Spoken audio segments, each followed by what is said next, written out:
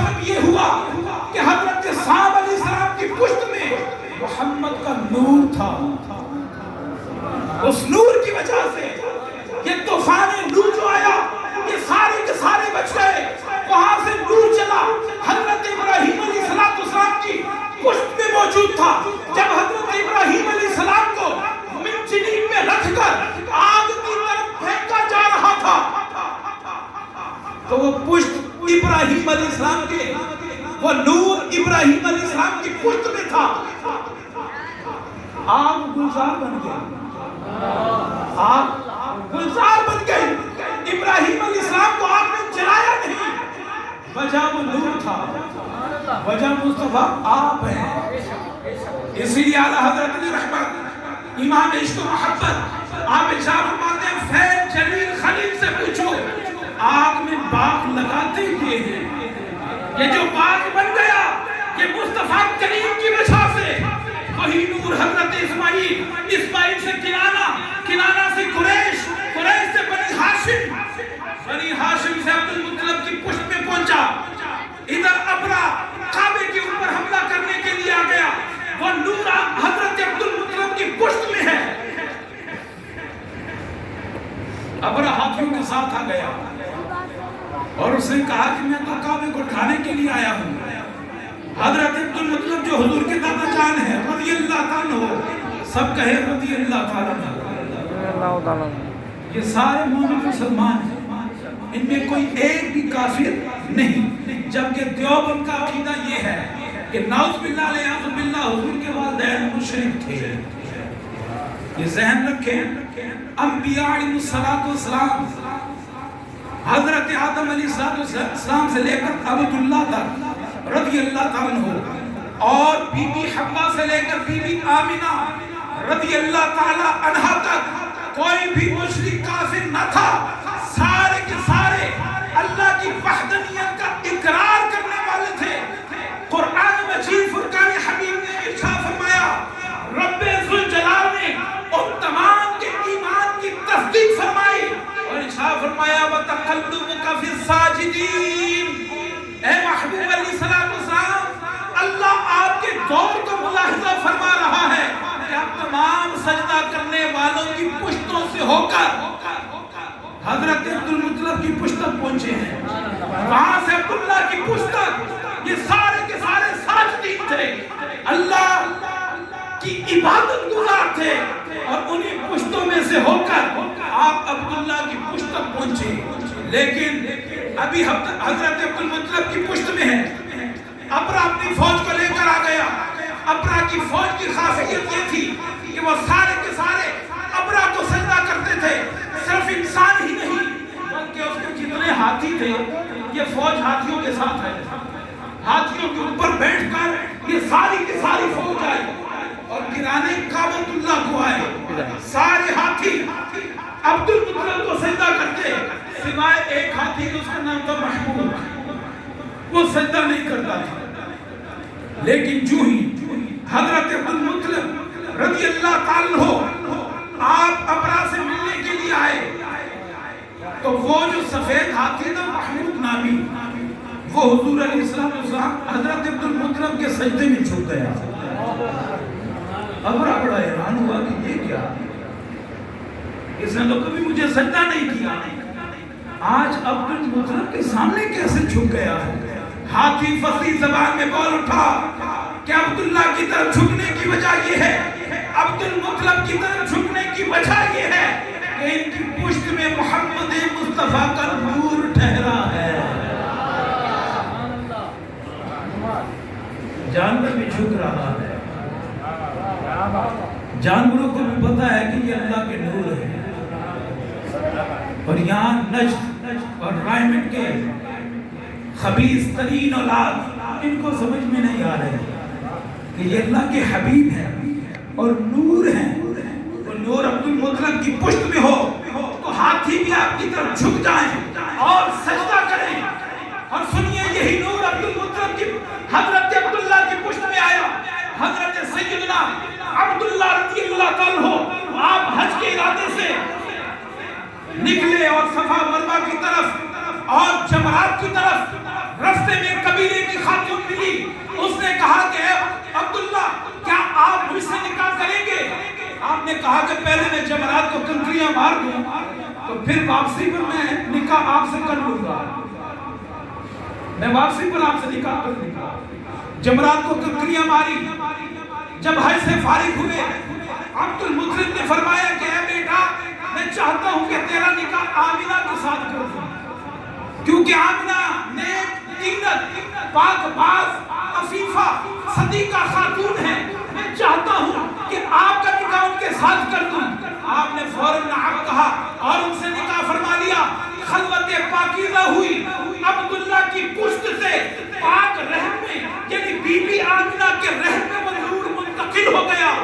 جب آپ وہاں سے فارغ ہوئے آپ کے ذہن میں خیال آیا کہ اس عورت نے مجھے نکاح کا پیغام بھیجا تھا تو چلتا ہوں اس کی طرف۔ آپ اس قبیلے کی طرف روانہ ہوئے، قبیلہ خصم کی وہ خاتون تھی۔ جب آپ اس خاتون کے پاس پہنچے آپ نے فرمایا ٹھیک ہے میں نکاح کے لیے تیار ہوں۔ اس نے کہا کہ اب میں تیار نہیں ہوں، اب میں تیار نہیں ہوں۔ آپ نے فرمایا وجہ کیا ہے؟ فرمایا تمہاری پیشانی میں آخری نبی کا نور چمک رہا تھا، میں چاہتی تھی، وہ تو ریت کی بہت بڑی عالمہ تھی اور وہ کہتی ہے کہ میں چاہتی تھی کہ وہ نور اس کی ماں میں بنوں، لیکن یہ میرے حصے میں نہ آیا۔ یہ حضرت بی بی آمنہ کا حصہ تھا اور حضور علیہ السلام آپ بی بی آمنہ کے رحم میں تشریف فرما ہے۔ انہوں نے نکاح سے انکار کر دیا، اس نور کی عزت و عظمت دیکھیے۔ اب بی بی آمنہ 9 ماہ وہ نور آپ کے بطن مبارک میں رہا، جب وہاں سے وہ نور دنیا میں تشریف لے کر آیا آپ ارشاد فرماتی ہیں خرج نور منی، کہ جب وہ نور مجھ سے خارج ہوا تو شرق و غرب مجھ پر روشن ہو گئے۔ میں نے کفرہ کے محلات کو دیکھ لیا اور شرق بھی روشن ہو گیا اور غرب بھی مجھ پر روشن ہو گیا۔ مکے میں بیٹھ کر میں نے مشرق کو بھی دیکھ لیا، میں نے مغرب کو بھی دیکھ لیا۔ وہ نور جب آپ سے خارج ہوا آپ نے فرمایا میرا سارا گھر نور سے بھر گیا، سارا گھر نور سے بھر گیا۔ آقا حضور علیہ السلام ایسے روئے، آپ دیکھیں ان کا دور سارا کا سارا۔ آدم علیہ السلام کے بعد اب بشری عبادت میں آپ دنیا میں آئے، لیکن حقیقت آپ کی کیا ہے؟ نور۔ حقیقت کیا ہے؟ نور۔ حضرت ابن عمر رضی اللہ عنہ آپ سے پوچھا گیا حضور علیہ السلام آپ نے ان کو دیکھا ہے تو آپ ان کے بارے میں کیا فرماتے ہیں؟ تو حضرت سیدنا ابن عمر رضی اللہ عنہ آپ ارشاد فرماتے ہیں کہ وہ نور ہے۔ وہ کیا ہے؟ یہ صحابی رسول فرماتے ہیں۔ بابی کہتے ہیں نا جو میلاد کی طرح صحابہ نے منایا ہے، یہی کہتے ہیں صحابہ نے منایا ہے، ہمارے سنی خاموش ہو جاتے ہیں۔ صحابہ نے تو یہ لائٹیں نہیں لگائی، جی کے جھنڈے نہیں لگائے، تو بہت سے ان کے فتنے میں مبتلا ہو جاتے ہیں۔ اے سنیوں اپنے علماء کی صحبت میں بیٹھو، آپ کو پتہ چلے کہ صحابہ نے میلاد منایا ہے۔ آپ ان سے پوچھیں صحابہ پراڈو پہ بیٹھے ہیں؟ نہیں یہ تو ابھی کی جات ہے، تو یہ جو لائٹیں ابھی کی جات ہے، جی یہ ابھی کی جات ہے۔ صحابہ نے میلاد منایا ہے، صحابہ نے میلاد منایا ہے، اور صحابہ نے حضور علیہ السلام کو کیا فرمایا؟ آپ سے سوال کیا گیا ہے ابن عمر آپ نے حضور کو دیکھا ہے، کیا وہ نور ہے؟ تو حضرت ابن عمر نے فرمایا وہ کیا ہے؟ حضرت ابن عمر نے فرمایا کہ وہ نور ہے۔ آپ جسم کے ساتھ دیکھ رہے ہوں، سوال یہ پیدا ہوتا ہے کہ کیا چہرہ مبارک نورانی ہے باقی نہیں؟ کیا صرف ہاتھ نورانی ہے؟ کیا صرف سینہ نورانی ہے؟ دوسرا سوال کیا گیا کہ کیسے وہ نورانی ہے؟ حضرت ابن عمر نے فرمایا سر کے بالوں سے لے کر پاؤں کے ناخن تک وہ نور ہی نور ہے۔ یہ صحابہ کا عقیدہ ہے۔ اب دیوبند سے بھی پوچھئے کہ آپ اگر نور کا انکار کرتے ہیں تو کوئی ضعیف قول ہی لے آئیے بھائی، کوئی موضوع حدیث ہی لے آئیے، کوئی من گھڑت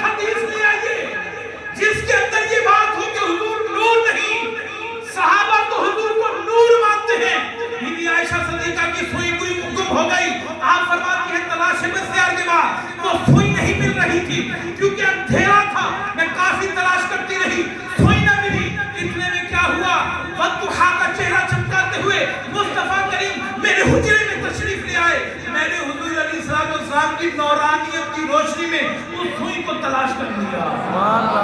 یہ صحابہ کا عقیدہ ہے بھائی، یہ صحابہ کا عقیدہ ہے کہ حضور کے نور میں کیا کیا؟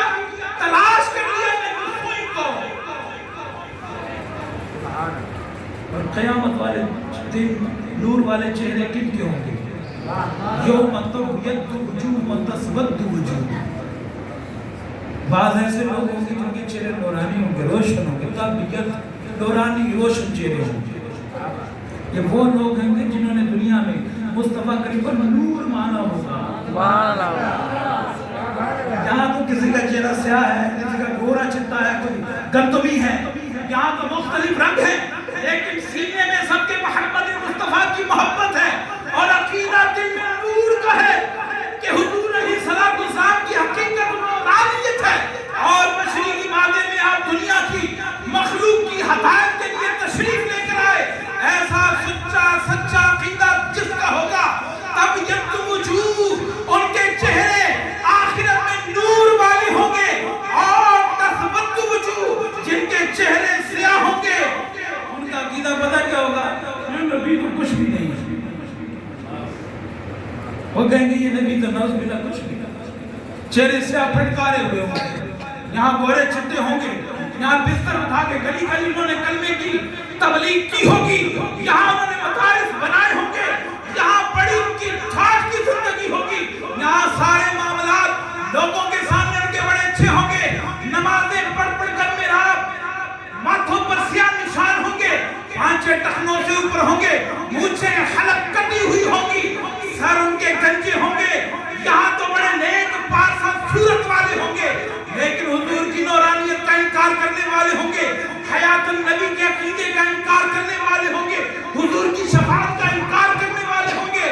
اللہ نے فرمایا تسود وجوہ، قیامت والے دن وہ سیاہ پھٹکارے ہوئے چہرے والے ہوں گے، ان کے چہرے پھٹکارے ہوئے ہوں گے، اور جو یہ عقیدے سچے سچے جن کے ہوں گے، یہ بھی میں اپنی طرف سے نہیں کہہ رہا، آپ کے تقریر مولوی صاحب اپنی طرف سے کر رہے ہیں۔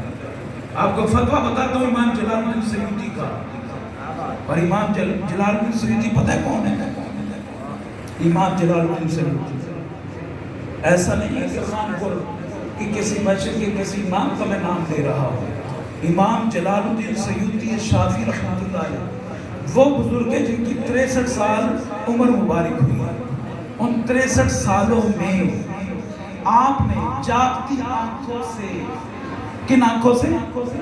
جاگتی آنکھوں سے مصطفیٰ کریم صلی اللہ علیہ وآلہ وسلم کا 75 مرتبہ دیدار کیا ہے، 75 ٹائم آپ نے دیدار کیا ہے، اور پیر میر علی شاہ صاحب نے 1 مرتبہ خواب کی حالت میں دیدار کیا ہے۔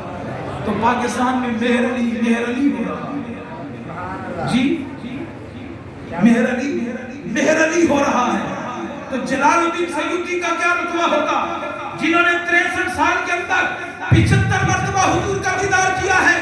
حضرت امام جلال الدین سیوطی شافعی اس آیہ کریمہ کے تحت آپ کی حدیث پاک لے کر آئے ہیں۔ مصطفیٰ کریم سے پوچھا کہ یا رسول اللہ، جن کے چہرے نورانی ہوں گے، محشر کے میدان میں روشن ہوں گے، وہ نور والے چہرے، وہ لوگ کون سے ہوں گے؟ آقا کریم نے فرمایا اہل سنہ والجماعہ۔ کون لوگ ہوں گے؟ آپ میں سے سنی کون کون ہے؟ سبحان اللہ۔ آپ کے چہرے کیا ہوں گے محشر کے میدان میں؟ نور والے، عقیدہ ایسا سچا ہو۔ امام جلال الدین سیوطی کی حدیث نقل فرمائیے، آپ حافظ الحدیث ہیں، 5 لاکھ حدیثیں آپ کو عرض پر یاد تھی، اور 1 لاکھ حدیثیں آپ کو سندن متن یاد تھی، ان کی تمام سند آپ بیان فرماتے تھے۔ آپ ارشاد فرماتے ہیں کہ آقا کریم کی بارگاہ میں دوسرا سوال ہوا، وہ جو تسود وجوہ، وہ پھٹکارے ہوئے سیاہ چہرے، وہ لوگ کون سے ہوں گے؟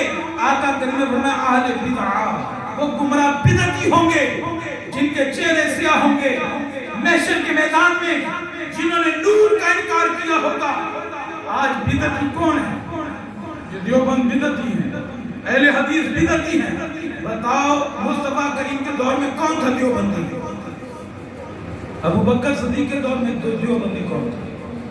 عمر فاروق اعظم، عثمان غنی، حیدر کرار، امام حسن حسین، حضرت سیدنا امیر معاویہ، کسی دور میں آپ کو دیوبندی نہیں ملیں گے، ہر دور میں آپ کو ملے گا تو سنی ملے گا۔ امام زین العابدین جو بیٹے ہیں امام حسین کے، آپ کی بارگاہ میں سوال کیا گیا، یا امام زین العابدین بتائیے تو صحیح کہ اہل سنت کی نشانی کیا ہے؟ سنی اس وقت بھی تھا، دیوبندی نہ تھا،